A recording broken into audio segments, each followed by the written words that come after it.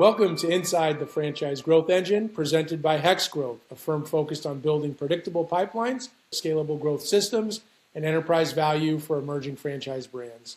These are real stories from real franchise brands, but we go deeper. Inside the Franchise Growth Engine, leaders unpack the systems, capital decisions, and operational discipline that turn growth into enterprise value. On today's podcast, we're excited, is Chloe Bennett, Vice President of Franchise Development for T-Box. What makes this conversation interesting is that most discussions around franchising happen at the executive level, strategy, growth, and expansion. But brands don't succeed or fail there. They succeed or fail at the unit level, where operators and senior executives like Chloe are responsible for delivering the experience every single day. Hi, Chloe. Thanks for joining us today. Thank you so much for having me. I'm excited to be here. Yes, thank you, Chloe. So to get things started, will you give us a brief overview of your background and what led you into working with the T-Box? Yeah, so initially I actually got started a few years ago. So Crumbl Cookies, I'm from Utah, a little bit background, and Crumbl Cookies originated in Utah. So I met a handful of people who did it. And historically, when you say, oh, I'm looking into a franchise, you think McDonald's, you think I need $5 million for an investment. It's just not attainable or something that I could invest in. And I was introduced to Crumbl and we looked into it. So a group of 4 of us, we looked into it and we got accepted. And so after we got accepted, we were just young kids. We asked a few people who we actually knew, just we're like, hey, I think they have money. Let's go ahead and see if they want to be our capital backers and we'll be the operators. And more than one group said that they want us to be their operators and they want to go ahead and, be our backers. So that's really how we got into it. And we made every single mistake you possibly could. We built 9 Crumbl locations out within about a year. So wow. Lots of build out, lots of tears. I have painted multiple walls in our Crumbl locations and tiled and whatnot, just to go ahead and cut costs. So I'll add that to my resume. But after we got that up and running, my business partners and we kind of divided and did some things that we just found more interesting. So I went onto the franchise development side. I absolutely love just helping to educate people about franchising, what it's done for myself, my life, and my business partners' lives as well. And then my other business partners, they created their own companies that just help franchisees have more of a landing dashboard and just make things a little bit easier. So I love being on the more educational side of the brand. And now I'm working at T-Box. I started in January of 2025. We had about 5 sold. Now we are at 93. So we're very close to that 100 number, which is going to be a huge mile mark for us. So really, really excited about that. And everything we've done in that year and a half, but it's been exciting. Awesome. Amazing. That's awesome.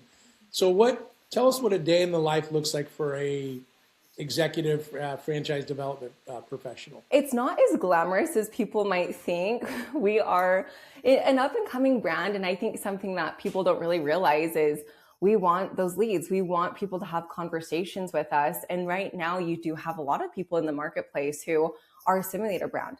And so they look at T-Box and they really have that, okay, it's a simulator brand, but it's really expensive to invest in. And it's me educating them on what that investment is. Hey, we're not a simulator brand. We're a place that you go to train to get better at golf. Really, we start that with the body. That's why we have our gym. And then we have just a whole bunch of AI technology that really helps train the rest of your body. We do TPI, Sportsbox AI. Those are really just, great metrics for us to look at your body, analyze your body, and give you a customized program to get better at the game of golf. So it's more so me educating people about who T-Box is, and then they pitch it to other people who they think might be a good fit for T-Box. And it's making sure that calls are going. I, have a good pipeline. So I'm trying to call and communicate, work with marketing, do a territory checks. It's a lot happening over here, but it's really good. A lot of hard work, but it's paying off. And it's really cool to just see franchise owners when they get it. And it's been so cool to see who we've brought into the T-Box organization. Yeah, that actually kind of leads me into a question in regards to that, because you're talking about having conversations with different types of candidates. What do top performing operators with T-Box do differently from everybody else? Like, what truly separates the top 20%? I think that they are more involved with our box professional. So our box pro is really the one key employee that we have. So it's a pretty turnkey operation, if you will. It can be semi-absentee, but I think having that involvement with your box pro, checking in, making sure you do have that good cadence and relationship, and setting standards for what you want to be a part of your T box is what we're looking for, but also going around and networking within your territory. Golf is such a fun conversation to have that we have owners who every single day or specific times of the week, they say, hey, we want to make sure that we're visiting 5 locations, where it's an easy conversation to go into a business and say, who are the golfers here? And everyone's like, it's Don and Monica over there. And they're saying, hey, go ahead and come to our location. We want you as a corporate membership. But if you don't do corporate, maybe this would benefit you for your own personal use. So these are really good conversations to have, of just being more involved in the operations side, and then being okay to go network within your territory. And on the other side of the coin, what do you think a struggling operator isn't doing? I mean, I know you mentioned about community engagement, also very important, but and just in general, not T-Box, not necessarily Crumbl, just from your experience, what do you think when someone struggles as a franchisee? What do you think they have going on generally? Yeah, I think not setting realistic expectations with themselves of actually needing to be involved. I transparently think that anyone who thinks they can get into any business that's a turnkey, that you're not investing that type of capital, anything under honestly $1 million, if someone says this is a turnkey, you can forget about it and do nothing, you're not going to see that kickback that you want. So I think just forgetting about it.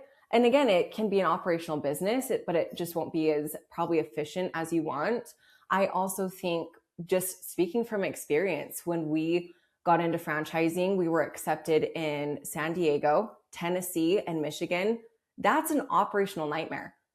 And we didn't know. We just said, yeah, Crumbl was offering us territory, and we were willing and excited to go anywhere that they pointed us in that direction. But you're going to get really good talent if you make sure that you're grouping everything. I think minimum 3 territories is the way that I would do it. And then you can really afford that good talent if you want to be elsewhere in your life. So if you are looking to just replace your income in day to day, I do think that just a 1 territory location is perfect. If you're wanting to completely replace it or hire the correct talent, 3 territories minimum is my opinion. Yeah, I 100% agree with that. That's when I was, actively selling often, I always said, get 3 minimum, cluster them, right? Because you have to think of the exit plan. And well, with that said, if there's someone that you're asking to invest in at least 3 territories, it's got to be that special leader, that special manager, or whatever role they play. So what do you think the key is? Do you think it's mindset? Do you think it's most important thing is going to be training, leadership, or is it something else? I think being able to follow systems correctly is all that you need. I think with a franchise, I just was recently reading a book, and I need to, I'm not executing it probably the best I could, because I completely forgot who the author is, but he's saying any franchise organization, a good franchise organization can have a mediocre operator come in, and if they follow the system, they're going to be successful. So I completely believe in what he said, that if you can follow the systems and you're hitting the KPIs, you're listening to your franchisor, you should be successful. When we think about T-Box, what type of programs or systems are they putting in place to help franchisees with those things? So quite a bit. And this is such a fun conversation for me, but again, it goes back to so much education of, once someone comes in, what do we do with that person to help educate them? Why T-Box? Why are they wanting to be there? And not only be there, but be an annual member, so that we do have that annual recurring revenue. And then we need to not upsell them, but hey, once you've got your body to this place, let's go ahead and look at all of your clubs. How are your irons fitting? How are your drivers going? Do we need to go ahead and get you fitted on new clubs and whatnot? So we actually have something that I think is really special that we come in before your grand opening.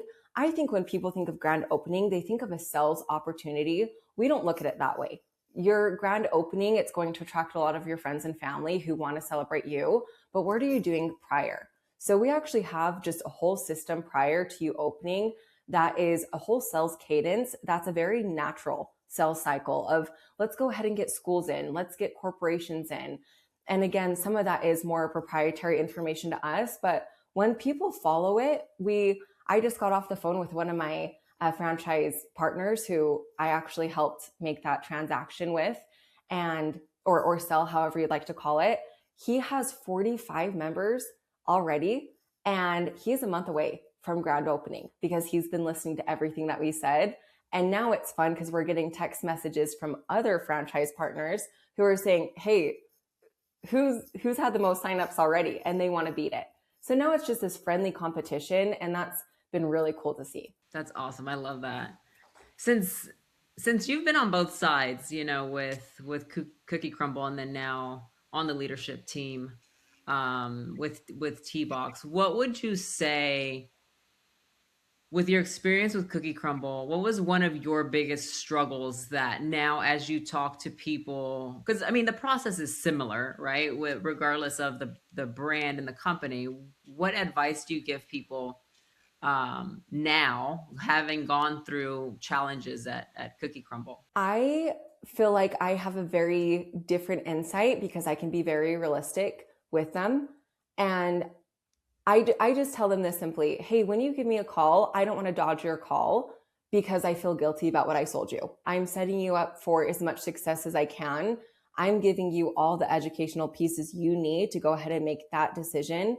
From the time you sign on, moving forward, this is completely up to you if you're successful. I tell people, again, I'm actually about ready to get ready to fly out to San Diego and sell cookies for a pop-up, because now we can do that. So now you look at me, a multi-unit franchise owner, a VP. I'm not beneath anything that I have to do. I will take out the trash. I will, I know how to make all the cookies. I know how to do all of that because I'm not beneath any of it.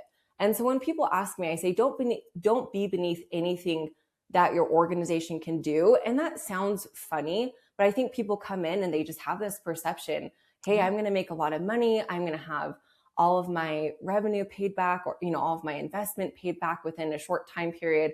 What if it doesn't happen? What are you going to do? So be ready to work hard, be ready to jump in and do anything you need and that's probably more of just a rant, but get ready to work hard. I think this perception of that you don't have to work hard is not a reality, and it's just setting people up for failure. And tiling and painting walls, Chloe, you're good at that as well. Yeah. Yes. I tiled and painted walls when I was 6 months pregnant. So I was, I'm ready to work hard is what it comes down to. So as we talk about this franchisee partner that you have that has 45 members, Monica and I are also both very actively involved on a day-by-day basis in franchising.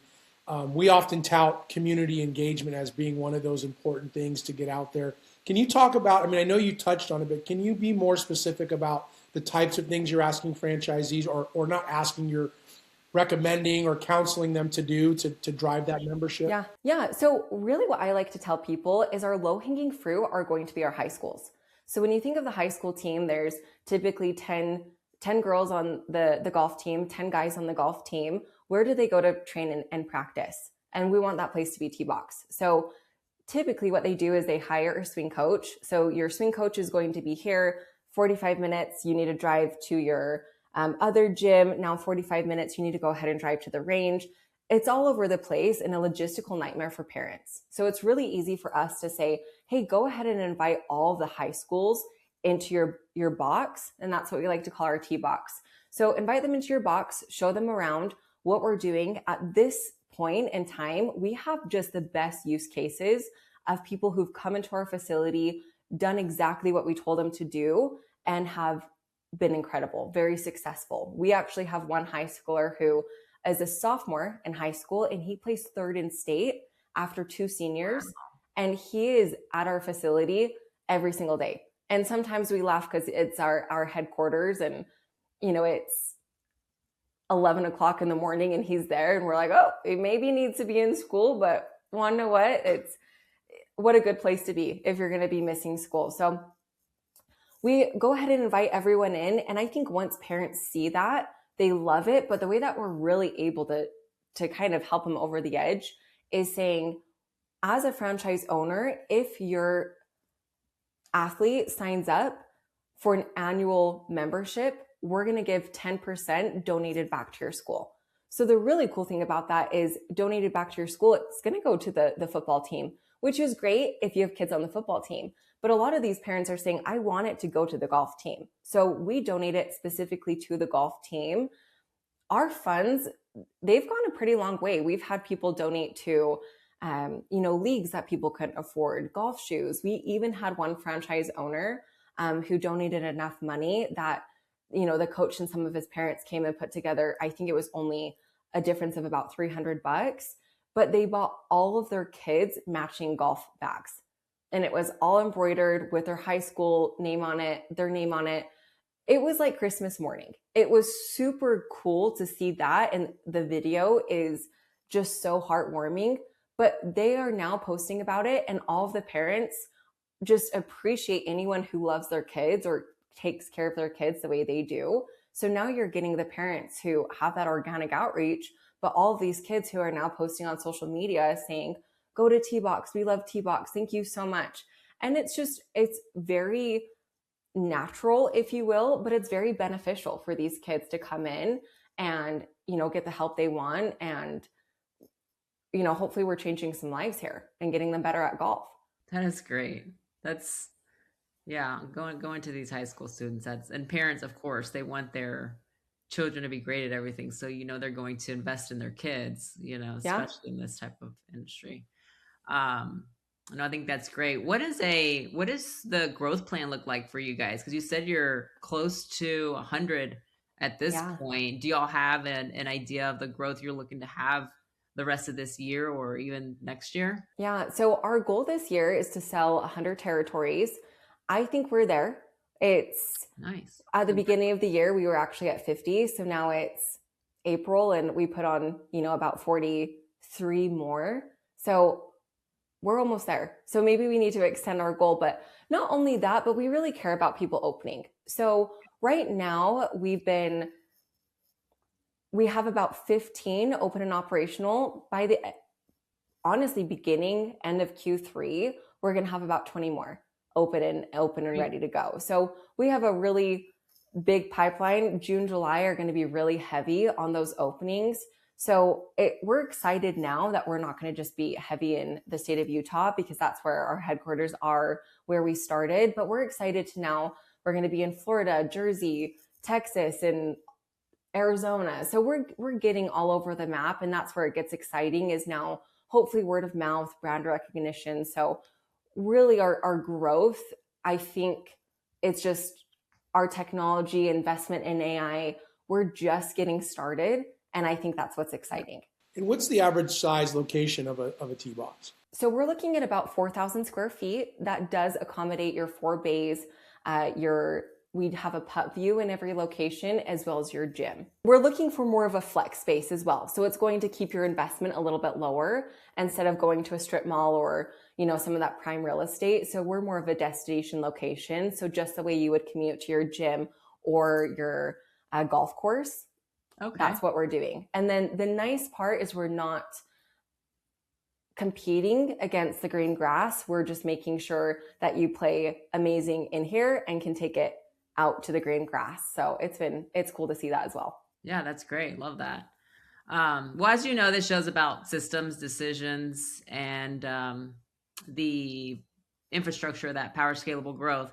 What systems or habits has had the biggest impact on your ability to execute at a high level? So right now we have an incredible team. Everyone on our team has a background in their specific area. So our CMO has an incredible background in marketing, our CTO, incredible background in technology. So he's actually the one who's building out our whole software for AI and our new fitting equipment. So really the people who you're talking to me and my director, but you're also talking with our team, who you'd be working with. This is a long-term relationship. I want to make sure you like us long-term and vice versa. I want to make sure that when I pass the baton onto our operations team, that they're not mad at me for working with someone who might be a little bit of a nightmare to work with. So I do have my team in mind, but I also have the candidate in mind. So you get to meet with our whole team, really understand the background. We're new, but we are so excited. We're going to work hard. We're ambitious. All of our technology, we've been working on it for multiple years now. And now we're starting to roll it out where even if someone comes in and wants to compete against us, they're already behind. So, and that could be a little confrontational, but it's okay. We're going to have copycats, but it's just really cool that we have a team who really cares about our franchise owners. And it makes me excited to be a part of, just a place that we care. At the end of the day, that's what I care about. I want to make sure it's an honest team. So we care, you get to speak with who you're working with. So our systems are very educational in my opinion, and really the way that I would prefer to go through a system. So I set it up as a franchise owner. Hey, this is what I care about. This is what I want to learn. And I'm making sure that you guys have that information and even think about things that you probably wouldn't have thought about unless I mentioned it. That is fantastic. Awesome. Thank you for sharing that. It's clear that you care. It's clear that you care. Yeah, absolutely. Good. I would buy from I would you. too. Good. Yeah. If I would. That means a lot. Yeah. Awesome.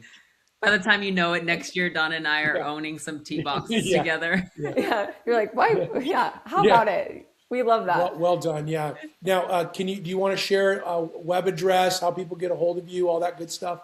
Yes. So it's tbx.golf is our website. So it's kind of a fun thing, .golf, but feel free to email me. It's chloe.bennett@tbx.golf. And then you can find me on LinkedIn as well, but it's just Chloe Bennett on LinkedIn. So any of the above, I'm more than happy to connect. It's really fun to I'm going to shamelessly plug it's tbx_HQ to follow us on Instagram. But we have so many cool things on Instagram of, what we're doing. We just had our CEO, he actually went to the Masters to caddy for Nick Faldo, who was actually previous Masters, back-to-back Masters winner. So really cool things that we're getting involved in. And I think we're hitting, people are seeing what we're doing and they want to be a part of it. So really special, really special place. Awesome. Love that. Thank you so much, Chloe. This has been fantastic.